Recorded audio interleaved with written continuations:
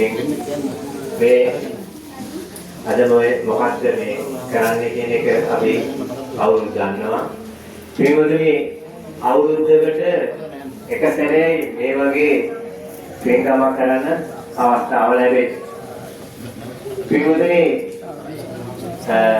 බුදුරජාණන් වහන්සේගේ අනුශාසනාවට අනුව මේ භික්ෂුව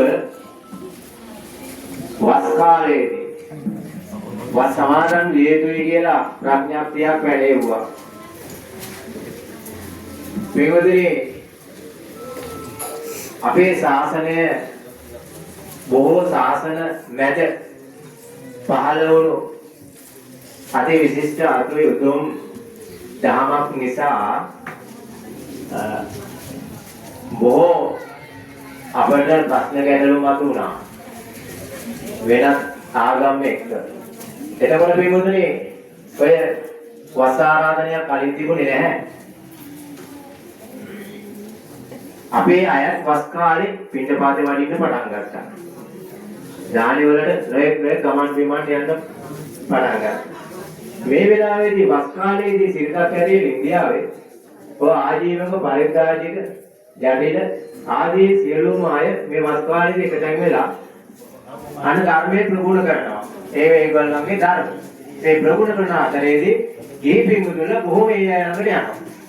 ගිහිලා ඒ අය ඒ ධර්ම පුහුණු කරනවා. මේක වෙනකොට පින්වතුනි අපේ ශාසනයේ තිබිච්ච අය අර තැන් වලට යනවා. මේක රජතුමා දැනගෙන රජතුමා ඇවිල්ලා බුදුරජාණන් වහන්සේට ආරාධනා කරනවා.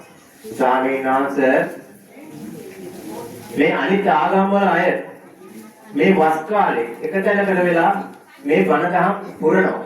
ඒ නිසා මේ මිනිස්සු දෙතැනට රැස් වෙනවා. අපේ ශාසනයේ මිනිස්සු ඒ තැන් වලට යනවා. ඒ නිසා මේ ශාසනයට අනුග්‍රහයක් වශයෙන් ස්වාමීන් වහන්සේ වස් ආරාධනය මේ විදිහට අනුදැනව අදාරන්න කියලා. පින්වතුනි බුදුරජාණන් වහන්සේ නමක් සාමාන්‍ය විනීතියක් ප්‍රඥාත්තියක් පණවන්නේ නැහැ එකපාරට. උන්වහන්සේලා බලන පෙර බුදුරජාණන් වහන්සේලා කොහොමද මේ සම්බන්ධයෙන් කටයුතු කරලා තියෙන්නේ කියලා.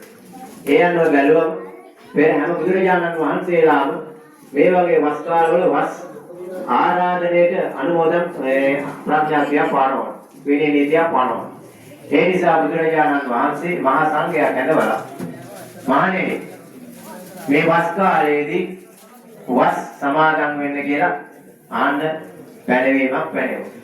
එදා ඉඳලා අද දක්වා මේ බුද්ධ ශාසනය තුළ මේ තුන්